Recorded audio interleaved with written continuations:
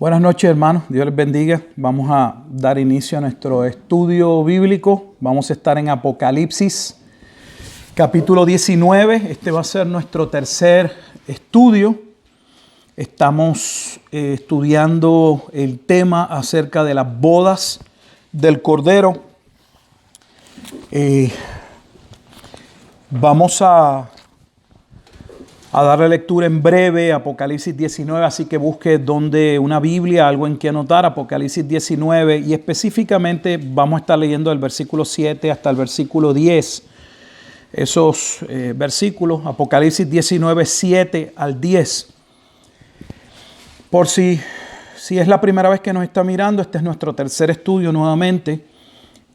Tendría que mirar los otros dos videos donde hemos puesto un poco del contexto de este capítulo, una introducción y cómo llegamos al tema de las bodas del Cordero, a este pacto marital como vamos a desarrollar ahora en su contexto en el Nuevo Testamento. Los otros dos videos hemos visto cómo ese pacto marital, esa relación en la que Dios entró con su pueblo, cómo estaba descrita, anunciada en el Antiguo Testamento.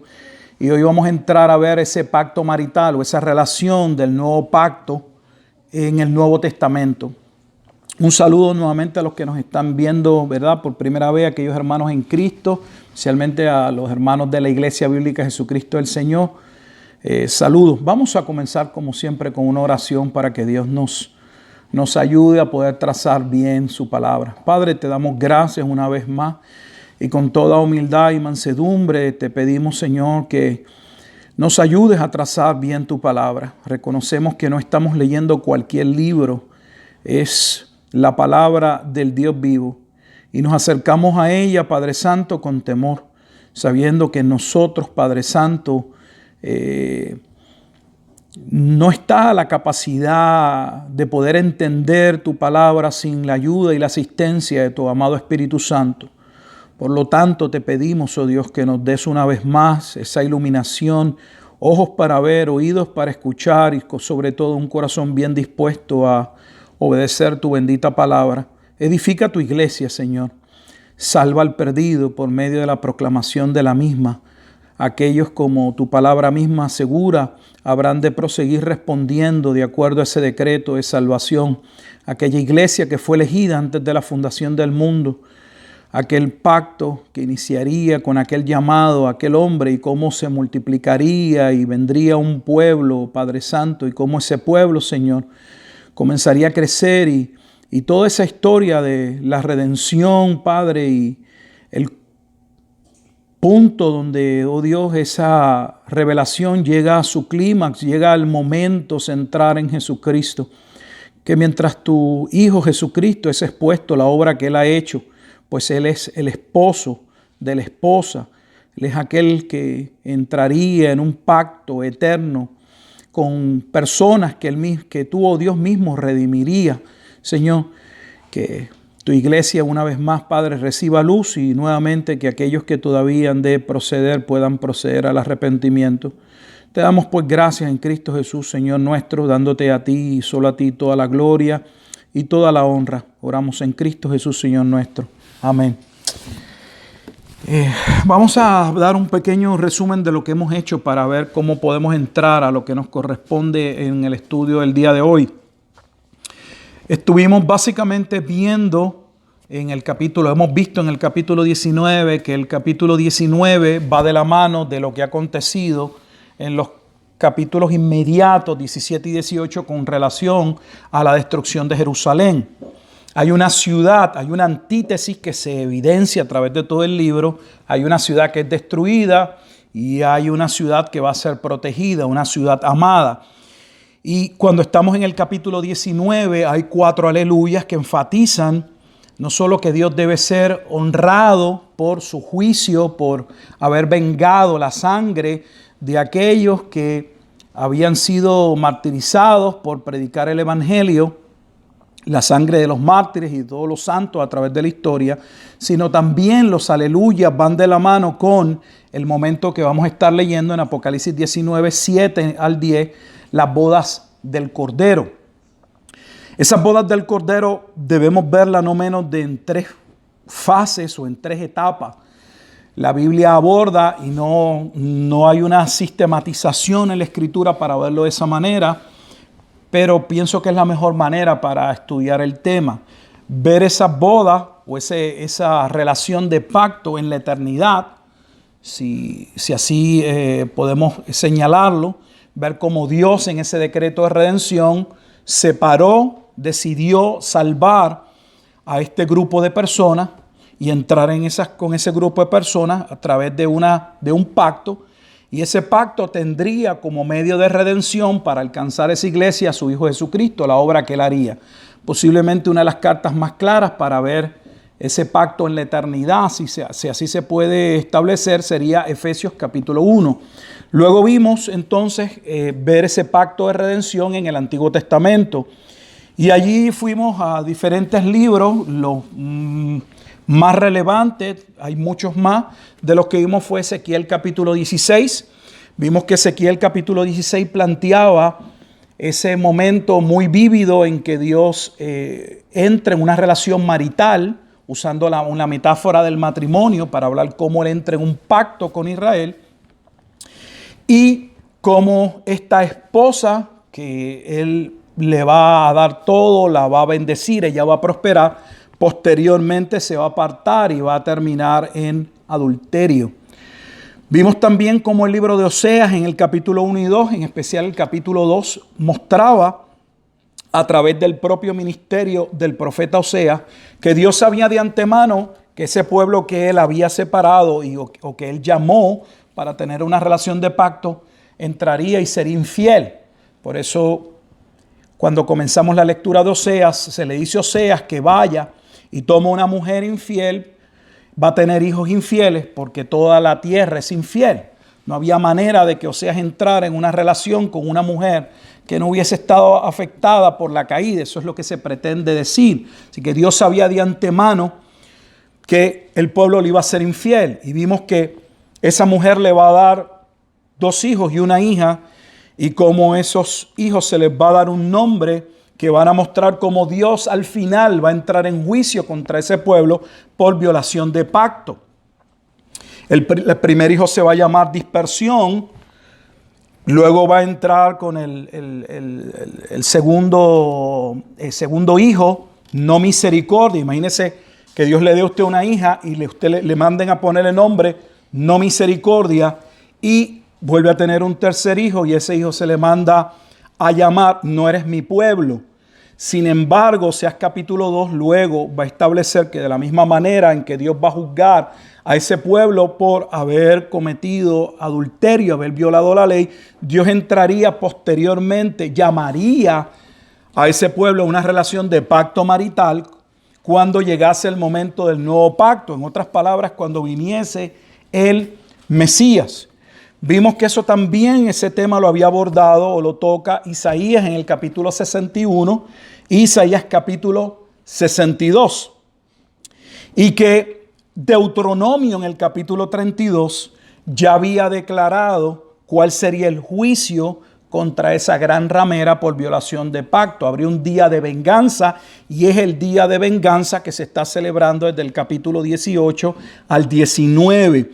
Un día de venganza que claramente estaba establecido en Deuteronomio 32, que sería no contra el mundo, sino contra el pueblo de Israel. Ahora vamos a entrar en aspectos de ese pacto marital en el Nuevo Testamento y vamos a ir sobre algunos pasajes que nosotros los hemos leído y tal vez le hemos pasado por encima y no hemos visto cómo estos pasajes ya empezaban a abordar la relación de pacto que acabamos de decir, ya estaba profetizada en el Antiguo Testamento y que vendría a tener cumplimiento en el Nuevo Testamento con Jesús, pues Jesús es el Mesías prometido. Donde primero nos vamos a ubicar es en el Evangelio de Juan y vamos a Juan, al capítulo 3 del Evangelio de Juan. Me gustaría que pudiéramos ver, su Biblia debe tener una perícopa, un tema, un encabezado en el versículo 22. Evangelio de Juan, capítulo 3, casi siempre ese evangelio es conocido el 3 por la relación o el momento de la conversación de Jesús y Nicodemo.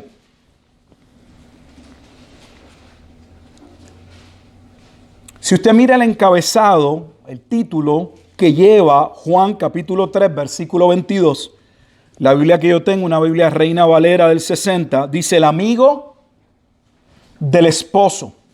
El amigo del esposo. Esto es importante. Vamos a leer por lo menos 2 versículos y vamos a leer los versículos 28 y 29. Vamos a poner el contexto antes de leer esta porción de la escritura. Esto va a ocurrir en un momento dado en el cual Jesús, ya habiendo sido bautizado por Juan, se encuentra bautizando al otro lado del Jordán y los discípulos de Juan el Bautista van a notificarle a Juan que aquel que él había bautizado estaba bautizando y que muchos se acercaban a Jesús. Y vamos a ver la contestación, que lo que va a afirmar Juan el Bautista. Voy a leer desde el 27. Dije 28, pero voy a iniciar en el 27. Habiendo puesto ese contexto.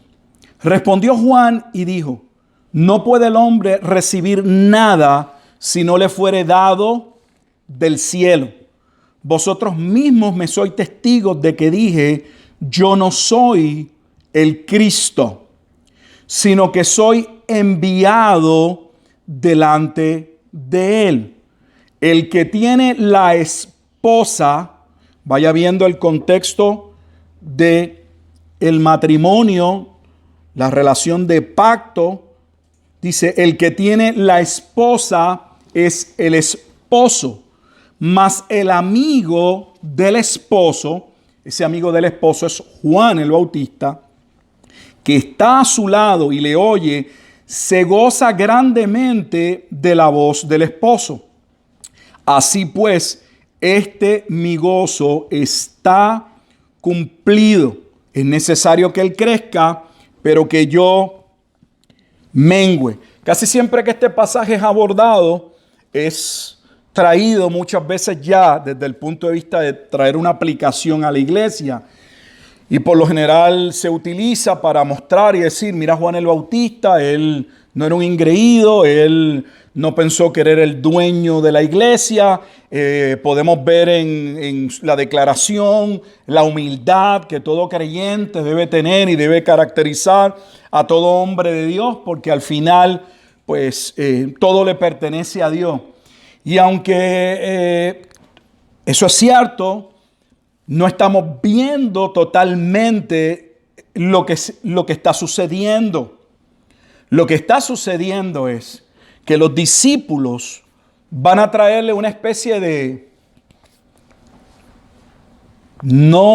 tal vez no una queja directamente, pero le van a hacer el señalamiento a Juan de que a ellos no les parece bien que Jesús, habiendo empezado su ministerio después de él y habiendo sido bautizado por Juan, esté teniendo aparentemente un crecimiento y algunos estén yendo con Jesús y el ministerio de Juan no se viera necesariamente en crecimiento o estaban viendo algún tipo de competencia.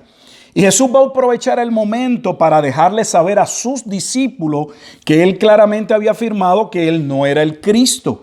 Y eso lo sabemos porque Juan lo primero que va a testificar es que él no es el Cristo cuando las autoridades judías vienen a preguntarle que por qué él bautizaba y le van a preguntar directamente si él era el Cristo. Y Juan va claramente a especificar que él no es el Mesías. Así que él va a aprovechar para decir eso, pero entonces trae la metáfora que para el tema que estamos discutiendo de las bodas del Cordero es importante, porque entonces él va a traer el ejemplo de que él tenía el papel de ser el amigo del esposo y está colocando a Jesús como el esposo de la esposa.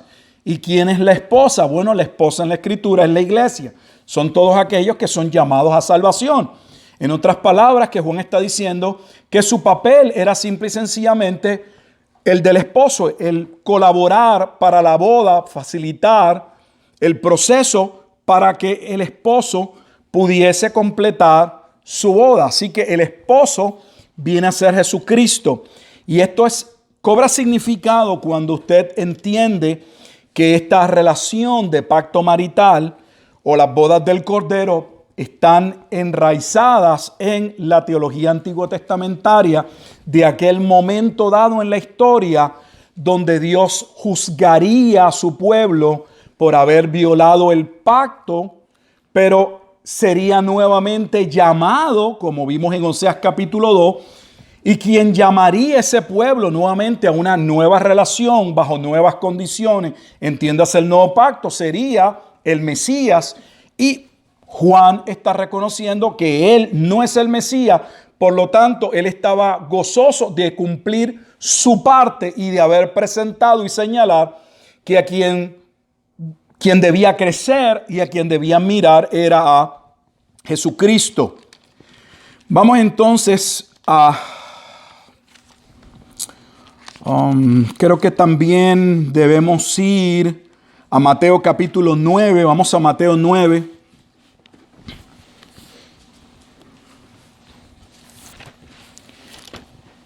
Vamos a ir a diferentes pasajes a través del Nuevo Testamento. No están en orden de libro, para ver este tema de la relación de pacto y cómo este tema está desde los evangelios y tal vez no nos habíamos percatado de cómo es introducido y el desarrollo hasta llegar a Apocalipsis capítulo 19. En Mateo capítulo 9 vamos a ir a los versículos 14 y 15, y aquí el contexto es un tanto diferente al de Juan capítulo 3. En Juan capítulo 3 son los discípulos de Juan los que van a Juan. Ahora vamos a ver que los discípulos de Juan y algunos de los fariseos van a ir a Jesucristo a hacerle una pregunta con relación al ayuno, porque Juan les había enseñado a ayunar y los fariseos ayunaban, la escritura dice no menos de 2 veces a la semana, pero ellos no veían que Jesús y sus discípulos estuviesen llevando a cabo estos ayunos. Y vamos a ver la contestación que Jesús va a dar y cómo en esa contestación vuelve a tocar la temática del pacto marital. Mateo capítulo 9, versículos 14, iniciamos la lectura, dice: entonces vinieron a él los discípulos de Juan diciendo: ¿por qué nosotros y los fariseos ayunamos muchas veces y tus discípulos no ayunan? Jesús les dijo: ¿acaso, mire la pregunta, acaso pueden los que están de bodas tener luto entre tanto que el esposo está con ellos? Pero vendrán días cuando el esposo les será quitado y entonces ayunarán. Jesús aprovecha el momento de la pregunta sobre el tema del ayuno para dejarles saber nuevamente que los que le seguían estaban siguiendo ¿a quién? Al esposo. Y los que estaban de bodas o los que estaban relacionados con esa boda debían estar ¿qué?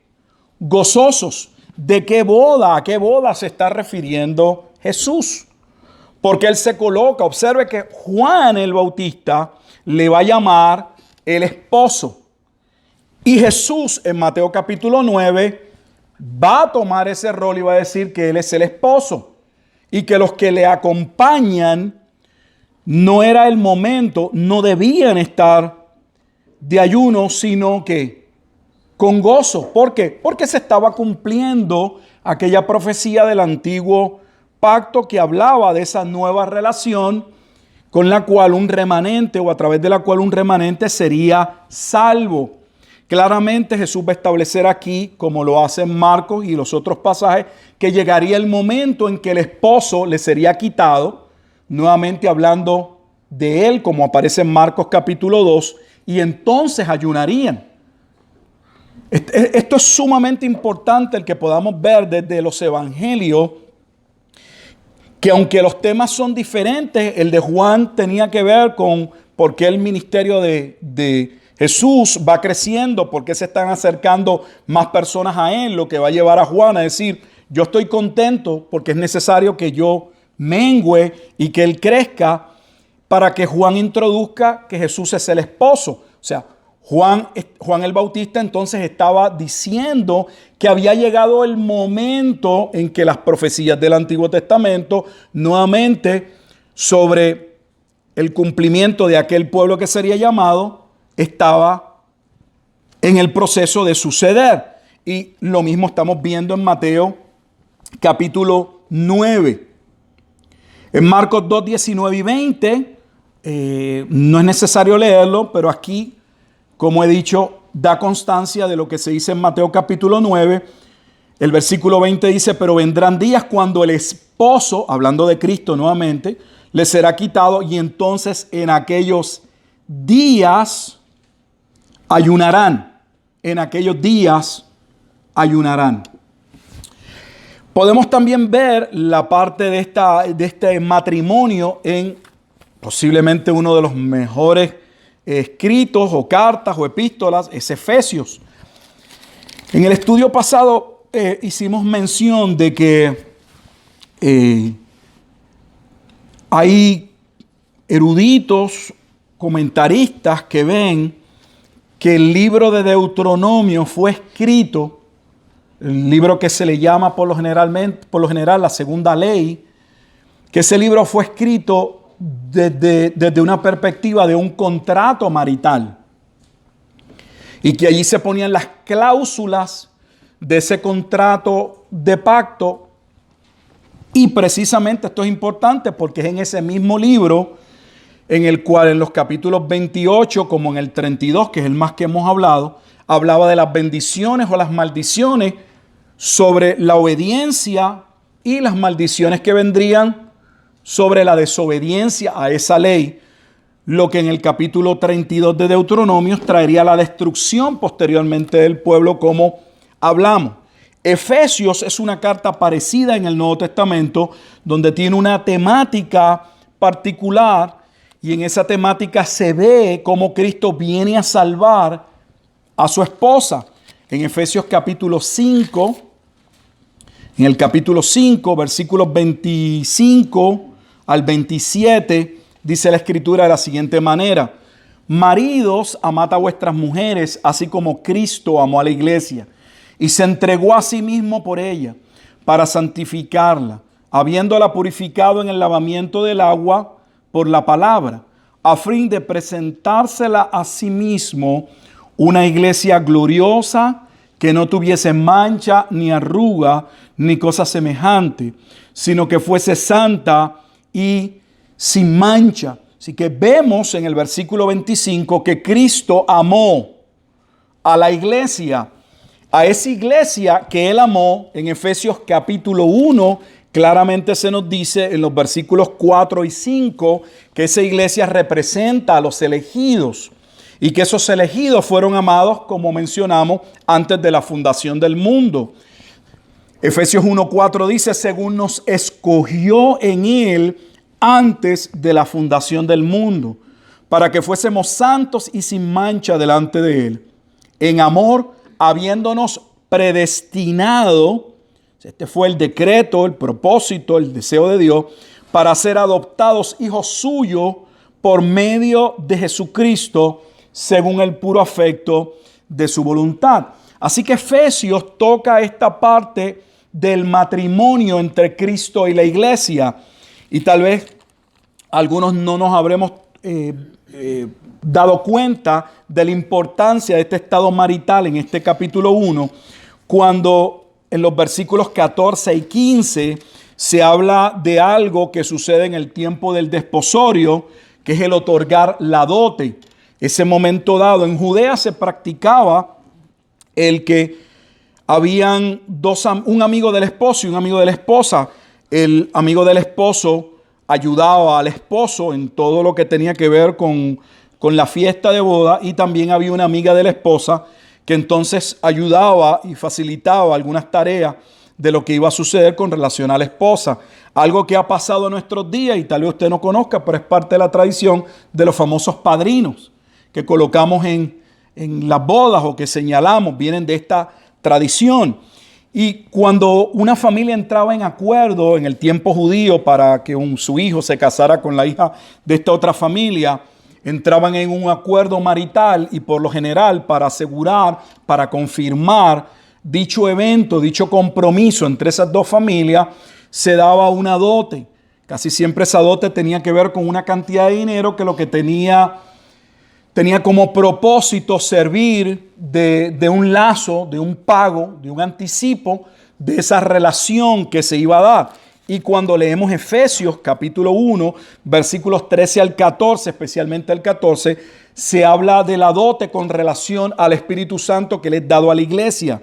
En él también vosotros, habiendo oído la palabra de verdad, el evangelio de vuestra salvación, y habiendo creído en él, fuisteis sellados con el Espíritu Santo de la promesa, que es las arras, la dote de nuestra herencia, hasta la redención de la posesión adquirida para alabanza de su gloria. Ahora el versículo 14 puede, tal vez para nosotros, tener un mayor sentido. No es que no lo tuviera antes viéndolo en el contexto. Por lo general leemos el versículo 14 y simple y sencillamente decimos, bueno, pues tener el Espíritu Santo nos hace hijos de Dios y ser hijos de Dios garantiza nuestra salvación.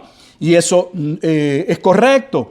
Pero en términos de la carta está hablando de esa dote que se daba y que garantizaba de antemano. Era como la firma en un contrato de que aquella futura redención, aquel futuro casamiento, aquel pacto se iba a dar. Y esto es tan importante porque aunque cuando Cristo viene y va a morir por su iglesia, como lo especifica Efesios capítulo 5, la Biblia va a entrar en ese proceso, esa relación donde Cristo entra en pacto con la iglesia, pero ese pacto no se va a consumar hasta el momento en que estamos leyendo en Apocalipsis capítulo 19. Por eso en el capítulo 19, que dijimos que íbamos a leer, ahora vamos a leerlo, hace la afirmación que hace. Ha llegado el momento, dice Apocalipsis 19:7, gocémonos y alegrémonos y démosle gloria, porque han llegado las bodas del Cordero y su esposa se ha preparado. ¿Por qué? Porque ese tiempo de desposorio era el tiempo de la preparación para el día de boda. Esa preparación que está ligada a las parábolas donde aquellos que habían sido invitados debían hacer los arreglos para ir vestidos apropiadamente a la boda. Por eso tenemos en una de las parábolas el capítulo 22, que aquel hombre que se halló en la boda y no estaba vestido en la boda va a ser echado fuera a las tinieblas. Había un tiempo de preparación. Ciertamente Jesús en su muerte cumple por medio de su sangre el nuevo pacto. Instituye la cena del nuevo pacto. Pero ese matrimonio se consumaba en el momento dado en que el novio o el esposo regresaba para finalizar ese acuerdo previo. Apocalipsis capítulo 19 está colocando ese evento luego o con relación, explico ahora, con el evento de la destrucción de Jerusalén. Porque se anuncia en el capítulo 19 la alabanza, nuevamente, porque ha caído la gran ciudad, y la caída de la gran ciudad da paso a las bodas, pero inmediatamente del versículo 9 en adelante se habla de la cena de las bodas. Y la cena de las bodas no puede ser separada de las bodas. ¿Y qué comen en la cena de las bodas? Es grotesco cuando lee el capítulo 19, lo que van a leer es la carne de todos aquellos que mueren en el juicio contra la gran ciudad. Esa es la cena. La cena que van a comer, vamos a ver, es la carne de todos aquellos que fueron juzgados. Es el día de la venganza de Dios por su pueblo, por aquel pueblo que le seguía. Y la cena que se les sirve, eso puede sonar muy duro para algunos, la cena que se les da es, aquí está en bandeja, aquellos que le perseguían han sido ejecutados, han muerto. han venido a juicio. Así que debe llamar nuestra atención dónde es colocada las bodas del Cordero en el libro de Apocalipsis, porque observe que ni tan siquiera las coloca donde muchos no futuristas la colocan muchas veces en el día de Pentecostés con la llegada del Espíritu Santo, porque se podría muy bien asociar el Espíritu Santo de Apocalipsis capítulo 1, versículos 13 y 14 con el día de Pentecostés. Aunque Efesios 1, 13 y 14 está describiendo que el Espíritu Santo viene inmediatamente a residir en la vida de aquellos que creen al momento que creen. Pero sabemos obviamente que ya había sucedido, Hechos capítulo 2, el día de Pentecostés. Pero observe que aquí no se está colocando esto en el día de Pentecostés.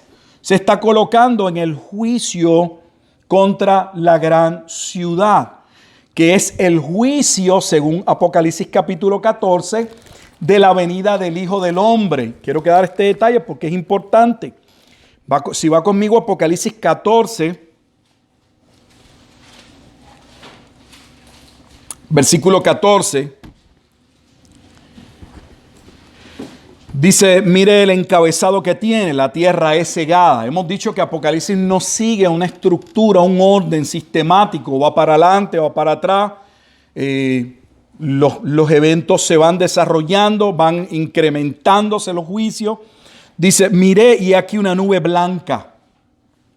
Apocalipsis 14, 14. Y sobre la nube uno sentado semejante al Hijo del Hombre, que tenía en la cabeza una corona de oro y en la mano una hoz aguda. Dicho sea de paso, ese hombre con la hoz aguda que está describiendo no solamente es al Hijo del Hombre de Daniel capítulo 7, es el mismo hombre con la hoz en la mano que Juan el Bautista, el amigo del esposo, en Mateo capítulo 3, dijo que ya el hacha estaba puesta, la hoz estaba lista para traer juicio. Y hemos hablado que por lo general en nuestras iglesias se afirma, se tiende a sobreenfatizar, o a veces ni a sobreenfatizar, es el único énfasis que se da, de que la venida del Salvador, la venida del Mesías, sería una venida donde Él vendría a redimir a un pueblo, a traer salvación. Pero poco se nos enseña el cuadro completo de que el Antiguo Testamento señalaba que la venida del Hijo del Hombre, la venida del Mesías, del Cristo, del ungido, hablaba de un tiempo de juicio. Y ese tiempo de juicio es el que se está describiendo a través de estos primeros 19 capítulos. Y estos capítulos están hablando que ese juicio es el juicio de la venida del Hijo del Hombre. ¿Por qué decimos que esto es importante? Porque la venida del Hijo del Hombre está delimitada en tiempo, en los evangelios, en el tiempo de la vida de los apóstoles. Porque vimos que en Mateo capítulo 10, versículo 23, Jesús le dijo a sus discípulos, luego de haberlos enviado a predicar el evangelio en la región de Judea, que ellos estarían finalizando, no habrían acabado la tarea cuando viniese el Hijo del Hombre en las nubes. O sea, que ese evento iba a ocurrir en la vida de sus discípulos. Lo vimos también en Mateo capítulo 16, versículos 27 y 28, solo que se añade algo.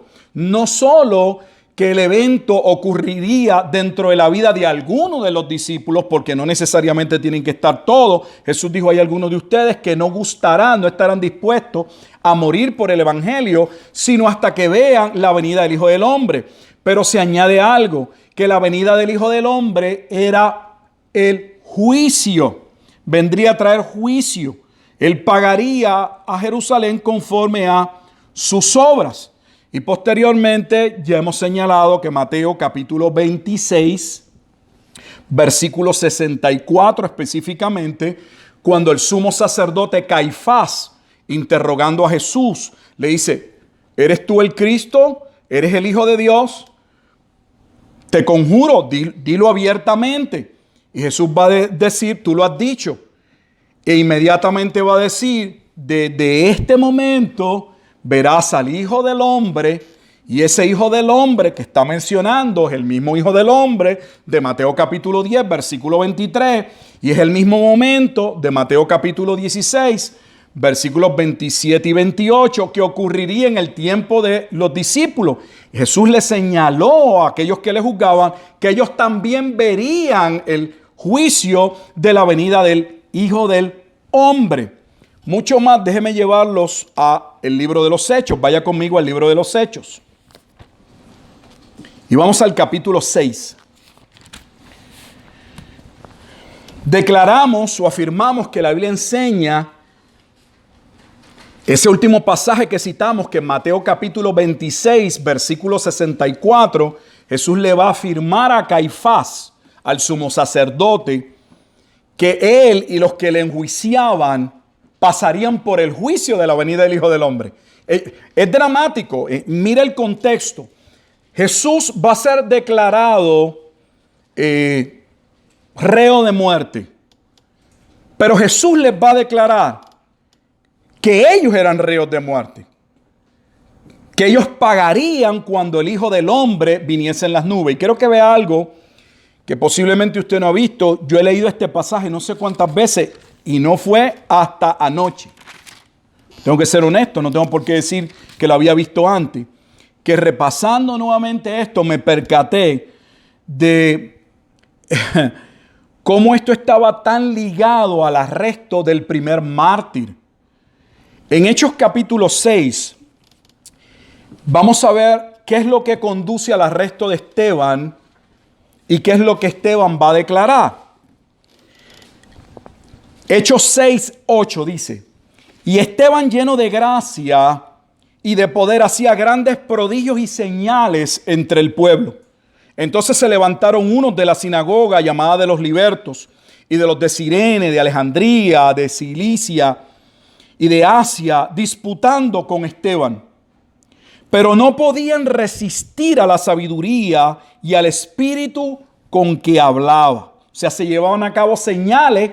Y no solamente señales, hablaba con tal autoridad, con tal entendimiento, que todos estaban asombrados. Mira el versículo 11. Entonces sobornaron a unos para que dijesen que le habían oído hablar palabras blasfemas contra Moisés y contra Dios. La realidad es que Esteban nunca había hablado palabras blasfemas ni contra Moisés ni contra Dios. Pero sí había dicho algo. Y mira lo que dijo en el versículo 12. Dice: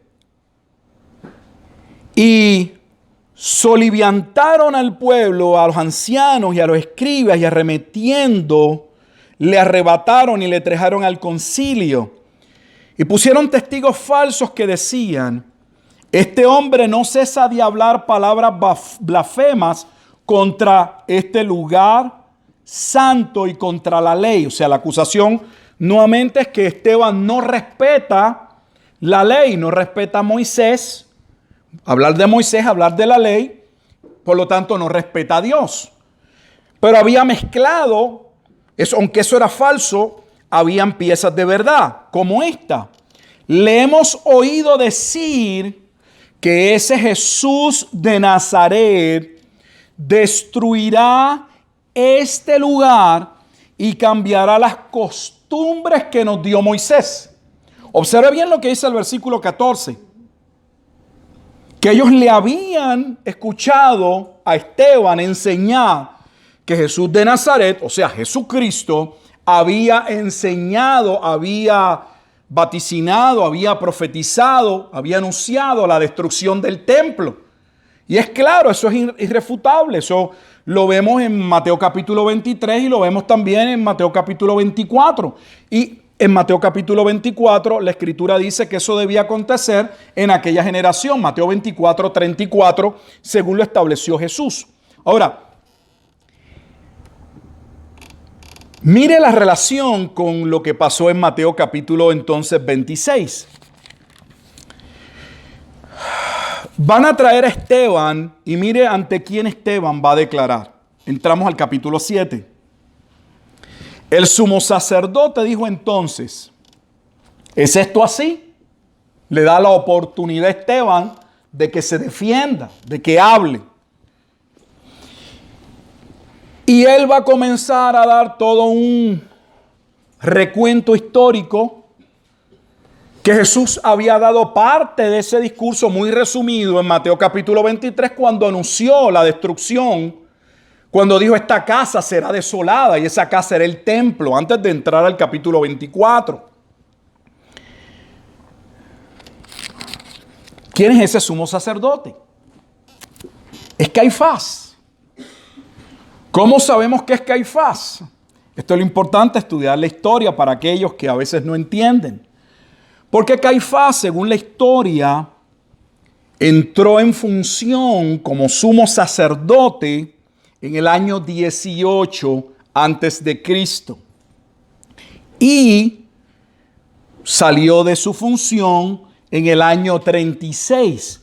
En el momento en que esto está sucediendo, que fue la muerte de Esteban, es inmediata, es cercana al día de Pentecostés. Algunos lo ponen que este evento pudo haber sucedido en el año 30, 31 antes de Cristo. El sumo sacerdote de turno es Caifás. Ahora ve el contexto. Es el mismo sumo sacerdote que había condenado a muerte a Jesucristo. ¿Y por qué lo había condenado a muerte? Lo había condenado a muerte. Deje su Biblia marcada en Hechos. Vamos a regresar a Mateo capítulo 26 y ahora quiero que podamos leer un versículo para que podamos ver lo glorioso y cómo la Biblia guarda una congruencia increíble. Jesús le dice en el versículo 64, Jesús le dijo a Caifás. ¿Cómo sabemos que es Caifás? Versículo 57, los que prendieron a Jesús le llevaron al sumo sacerdote Caifás. Volvemos al 64. Jesús le dijo, tú lo has dicho.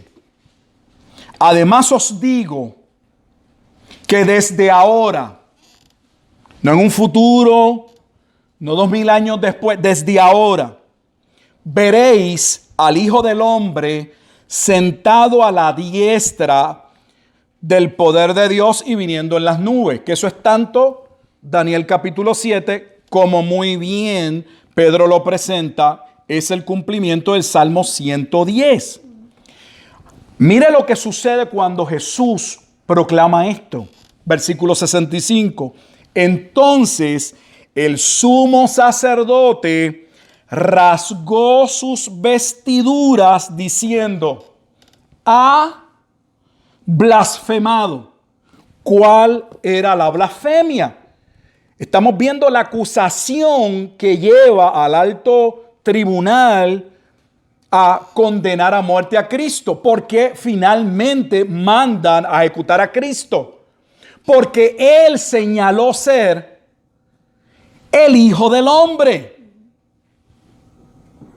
El sumo sacerdote sabía, cuando Jesús le habla de que veréis ahora, desde ahora veréis al Hijo del Hombre viniendo, que Jesús estaba diciendo que Él era el Hijo del Hombre de Daniel.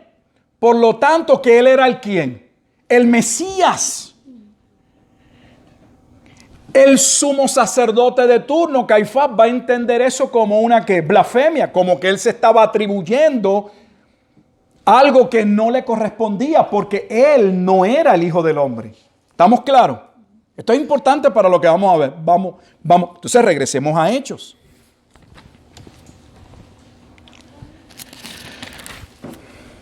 Esteban va a dar todo un recuento histórico de la rebelión y del corazón duro de este pueblo que lo va a llevar a la muerte. Voy a leer solamente algunas de sus últimas palabras que son contundentes. Versículo 51. Duros de cerviz e incircuncisos de corazón. Decirles incircuncisos de corazón, si usted entiende el lenguaje teológico del Nuevo Testamento, incircuncisos de corazón es decir, que no eran creyentes, que estaban perdidos, que no eran hijos de Dios. Ese es el lenguaje. Eran incircuncisos de corazón y de oídos. Vosotros resistís siempre al Espíritu Santo. ¿Por qué resistían al Espíritu Santo? Bueno, porque nadie puede realmente entender las cosas del Espíritu, o el Espíritu no está obrando en una persona que no ha nacido de nuevo. La evidencia de una persona que ha nacido de nuevo es la obra del Espíritu, porque lo conduce a al arrepentimiento y a la fe en Cristo. Por lo tanto, no hay evidencia de que Dios haya estado obrando o esté obrando en ellos. Pero esto no había sucedido solo en ellos. Dice, como vuestros padres, así también vosotros. Versículo 52. Mire las preguntas. ¿A cuál de los profetas no persiguieron vuestros padres? Y mataron a los que anunciaron de antemano la venida del justo. O sea, está diciendo que Jesús era ¿quién? El justo, de quien vosotros ahora habéis sido entregadores y matadores. O sea, mira lo que le está diciendo en el versículo 52. Las escrituras anunciaban al justo. Ustedes tuvieron el cumplimiento de las escrituras, de lo que anunciaron los profetas en Jesús, pero no creyeron. ¿Y qué hicieron? Lo entregaron a matadores. O sea, ¿frente a quién está hablando? A Caifás, entre otros, al mismo que le había condenado a Jesús a muerte. Porque Caifás entendió que Jesús había blasfemado al tomar sobre sí o al designarse como el Hijo del Hombre. Versículo 53. Vosotros que recibisteis la ley por disposición de ángeles y no la guardasteis. Oyendo estas cosas se enfurecían en sus corazones y crujían los dientes contra él. Lo que uno siempre ve, el que no ha nacido del Espíritu, la palabra de Dios le es lo que edifica la iglesia, enoja al perdido. Si el mensaje que usted enseña y predica no enoja a los no creyentes, usted no está predicando el evangelio.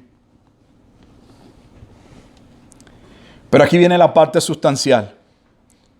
Pero Esteban, lleno del Espíritu Santo, puestos los ojos en el cielo, vio la gloria de Dios y a Jesús que estaba a la diestra de Dios. Observe que lo que acabamos de leer en el versículo 55 es algo que Esteban, ¿qué? Es una visión que Esteban va a tener en el momento antes de dar sus últimas declaraciones y ser apedreado. Dios le permite que en el versículo 55 ver que Jesús estaba ¿dónde? A la diestra de Dios. ¿Quién estaría a la diestra de Dios? El Hijo del Hombre. ¿Quién se sentaría a la diestra de Dios? Salmo 110. Y dijo, él vio la visión, pero no se quedó callado. O sea, no es que Esteban tiene una visión y contemplando solo la visión, expira como Jesús en la cruz y muere. No. Antes de ser apedreado, en el versículo 56, va a abrir su boca nuevamente. Y dijo, he aquí, veo los cielos abiertos y al Hijo del Hombre. ¿A quién él había visto a la diestra de Dios en el versículo 55? A Jesús. Pero él no les dice, veo a Jesús. Él le dice a Caifás, al que lo había condenado a muerte, porque Caifás entiende nuevamente que Jesús ha blasfemado al decir que es el Hijo del Hombre, y Esteban le va a volver a confirmar que Jesús, he aquí vio los cielos abiertos y al Hijo del Hombre que está a la diestra de Dios. Todo esto es sumamente importante porque lo que está aconteciendo con relación al juicio y lo que va a pasar con las bodas está íntimamente nuevamente ligado. Por eso vemos el juicio y los aleluya con relación al juicio y también con relación a la toma de la esposa. Él va a tomar esa esposa, que es la iglesia, y vemos esa conexión que se ve en Apocalipsis capítulo 19. Y una vez más vemos ese momento en que el Hijo del Hombre va a venir en juicio. Tal vez podamos ir a un pasaje más. Nos queda largo camino por recorrer. Pero vamos a Mateo capítulo 22 y con este tal vez terminamos por hoy.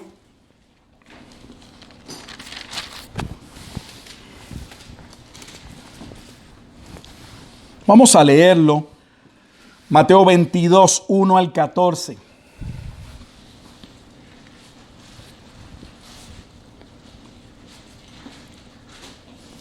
Ese juicio del Hijo del Hombre daría paso a las bodas del Cordero. Y vamos a ver ese juicio y las bodas, ambas cosas en esta parábola. Lo que estamos viendo en Apocalipsis 19 lo vamos a ver aquí en esta parábola en Mateo 22. Respondiendo Jesús les volvió a hablar en parábolas diciendo: el reino de los cielos es semejante a un rey que hizo fiesta de bodas a su hijo. Solo téngalo por ahí porque las bodas también está ligada al establecimiento del reino. Si no podemos quitar el juicio y separarlo de las bodas, tampoco podemos separar las bodas del inicio del reino. Y ese es el orden que vamos a ver en Apocalipsis precisamente. Que las bodas van a dar inicio a ese periodo del reino. Así que, ¿cómo es el reino? El reino de los cielos es semejante a un rey que hizo fiesta de bodas a su hijo. Y envió a sus siervos a llamar a los convidados a las bodas. Observe que en el versículo 3 se está dando de antemano que ya se había invitado, ya se había proclamado que habría un día de bodas. Mas estos no quisieron venir. Volvió a enviar otros siervos diciendo: decid a los convidados, he aquí, he preparado mi comida, mis toros y animales engordados han sido muertos y todo está dispuesto, venid a las bodas. O sea, el anuncio, el pueblo de Israel no podía negar, no había manera de decir o afirmar que no habían escuchado el anuncio. Ese anuncio estaba en los profetas. Mas ellos, sin hacer caso, se fueron, unos a su labranza y otros a sus negocios. Y otros, tomando a los siervos, los enfrentaron y los mataron. Que básicamente es lo que vemos en la parábola anterior, la de los labradores malvados, que van a terminar no solamente matando a todos los que les fueron enviados, sino que el último que les es enviado es el hijo del dueño de la viña y lo van a matar. Y sabemos que ellos mismos profetizaron que habría un juicio sin misericordia sobre aquellos que habían matado el hijo del dueño de la viña. Versículo 5. Mas ellos, sin hacer caso, se fueron a su labranza y otros a sus negocios, y otros, tomando a los siervos, los afrentaron y los mataron. Al oírlo el rey se enojó y enviando sus ejércitos destruyó a aquellos homicidas y quemó. ¿Cuál es el cargo en el versículo 7 hasta aquí? 2 cargos. No han hecho caso a la ley, a los profetas. No han atendido al anuncio de aquellos que le fueron enviados. Y no solamente no han atendido, no han creído a la ley, sino que han atropellado o han matado a aquellos que le fueron ¿qué? Enviados. Lo que va a enojar al rey y va a enviar sus ejércitos y destruyó a aquellos homicidas y quemó su ciudad. ¿Cómo se describe la ciudad en el capítulo 18?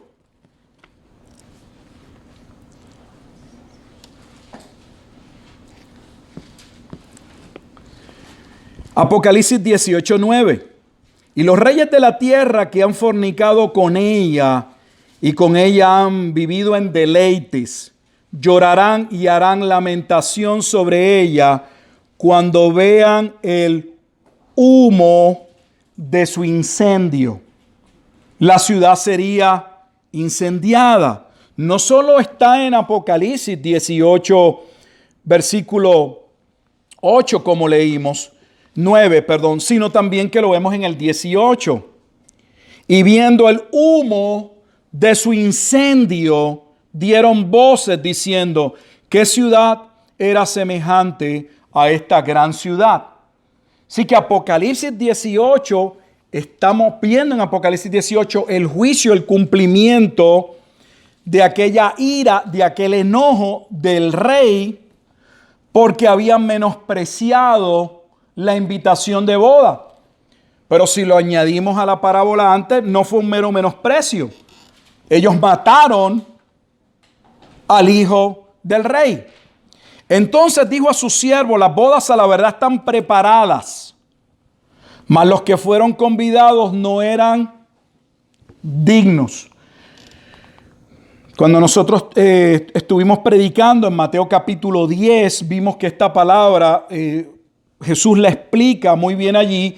Y Jesús le dice a sus discípulos que vayan a la región de Judea a predicar el evangelio del reino, y que algunos les abrían sus casas, que allí quedaran, predicaran, pero que otros no serían dignos. Y menciona a los no dignos como aquellos que no creerían. Lo que estamos viendo concuerda con la parábola.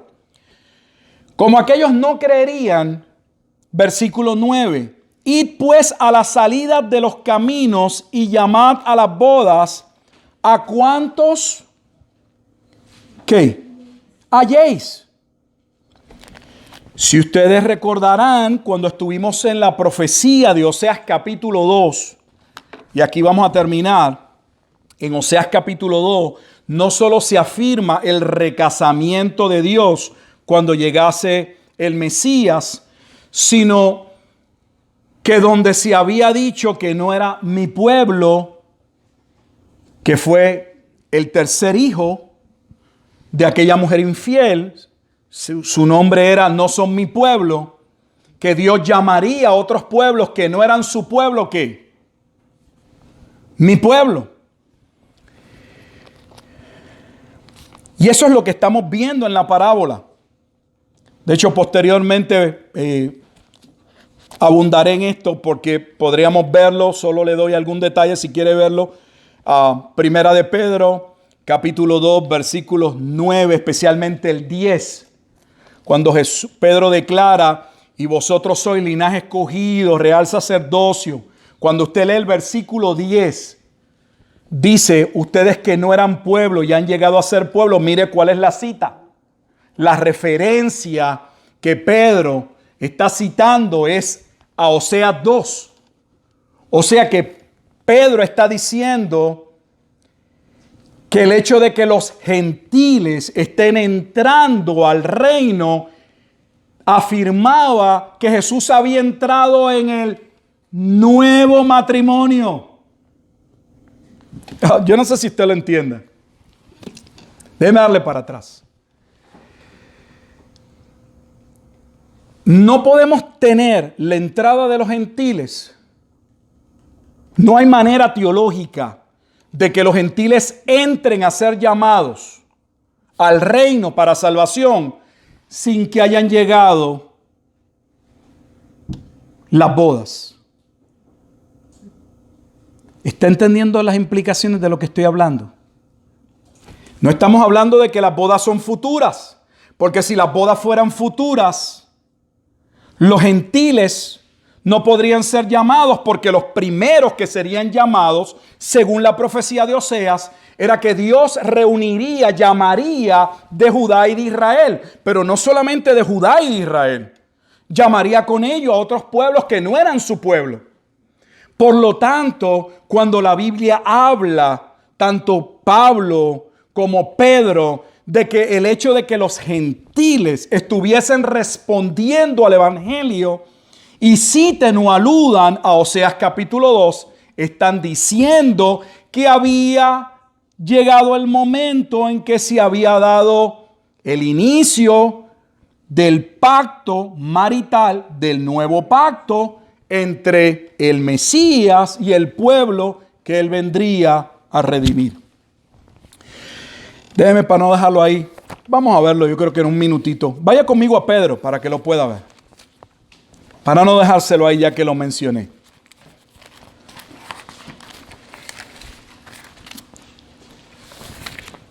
Primera de Pedro.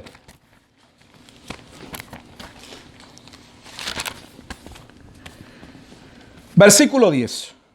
Vosotros que en otro tiempo no erais pueblo, pero que ahora sois pueblo de Dios. Que en otro tiempo no habíais alcanzado misericordia, pero ahora habéis alcanzado misericordia. Mire a ver si su Biblia no tiene que ser de estudio. Tiene una referencia, Oseas capítulo 2, versículo 23. Y tal vez usted diga, pues yo no sé qué dice Oseas 2.23. Pues no hay problema. Vamos entonces a Oseas. Y mire lo que el profeta Oseas.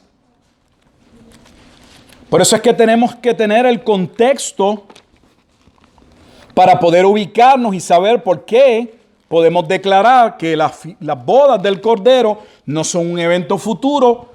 Es un evento que inició cuando Cristo vino, como Pablo muy bien lo explica en Efesios, a tomar aquel pueblo que desde antes de la fundación del mundo separó para sí, entró en una relación de pacto, redime a esa esposa, le da las arras, le da la dote, pero no podía entrar, y esto lo vamos a ver posteriormente, ¿por qué? No podía consumarse el matrimonio, porque la Escritura dice que tenía que primero cesar el antiguo pacto. Lo vamos a ver en Romanos 7, en Gálatas capítulo 4, en el libro de Hebreos capítulo 10, vamos a ver otros pasajes. Pero Oseas capítulo 2, versículo 23 es el pasaje que nos manda la Escritura que vayamos al capítulo 2 y veamos lo que se dice. Voy a leer desde el 18. En aquel tiempo haré para ti pacto con las bestias del campo, con las aves del cielo, con las serpientes de la tierra, y quitaré de la tierra arco y espada y guerra, y te haré dormir segura. Y te desposaré conmigo para siempre. Te desposaré conmigo en justicia, juicio, benignidad y misericordia. Y te desposaré conmigo en fidelidad, y conocerás a Jehová. En aquel tiempo responderé, dice Jehová, yo responderé a los cielos y ellos responderán a la tierra.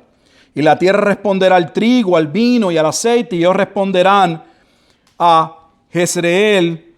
Y la sembraré para mí en la tierra, y tendré misericordia de lo Ruama, y diré a Loami, tú eres, ¿qué? Pueblo mío. Y él dirá, Dios mío. O sea que Pedro está citando el libro de Oseas y está mostrando ese momento en que Dios entraría en ese pacto marital y cómo ese pueblo que sería llamado, aunque pasaría por juicio, sería un pueblo grande. Vaya conmigo Oseas, ahí estamos en Oseas capítulo 1 para ver algo del 1 y nos va a ayudar. Oseas 1:10.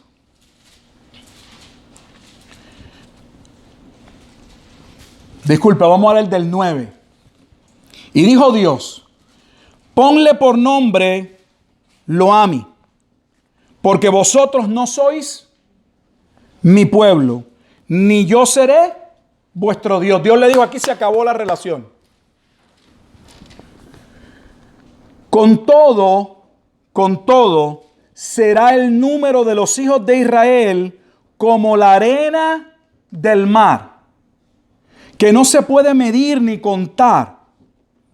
O sea, Dios se va a separar del pueblo, los va a llamar a juicio, pero de momento hay una esperanza porque dice, aunque los voy a juzgar, ustedes van a ser un pueblo que grande, serán como la arena del mar. Y dice, pero bueno, los va a destruir, pero a la vez hay una promesa de que ese pueblo no va a ser un pueblo pequeño, es un pueblo grande. Mira lo que dice el versículo, continúa, dice, en el lugar donde le fue dicho, vosotros, en el lugar en donde les fue dicho, vosotros no sois pueblo mío, les será dicho, sois hijos del Dios viviente. Y se congregarán los hijos de Judá, para que vean lo que estaba diciendo, y de Israel. O sea, las tribus hace tiempo estaban divididas. Ese remanente que él salvaría de Judá, él salvaría de Israel, y nombrarán un solo jefe. Lo que está hablando es de la unidad que no tenían, y subirán de la tierra. ¿Qué? Porque el día de Jezreel será grande. No sé si usted pudo notar, porque ya debe ir notando que en el versículo 10 hay una referencia ¿a dónde? A Romanos. ¿Y a qué lo conduce esa referencia en Romanos?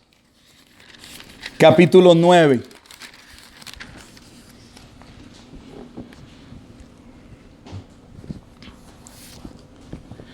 Al capítulo donde Pablo está explicando, y lo dejo pongo un poco de base y oramos, al capítulo donde Pablo inicia destacando que no todo Israel sería llamado a salvación. No todos de Israel serían llamados a salvación, porque no todos los que descienden de Israel realmente, en ese capítulo 9, serían parte de ese Israel. Pero entonces explica que los elegidos iban a proceder. Y el versículo clave que estamos leyendo, en el que se cita al profeta Oseas, Romanos 9, 25 y 26, observen qué contexto se da, hablamos después, con relación a los vasos de misericordia y a los vasos de destrucción.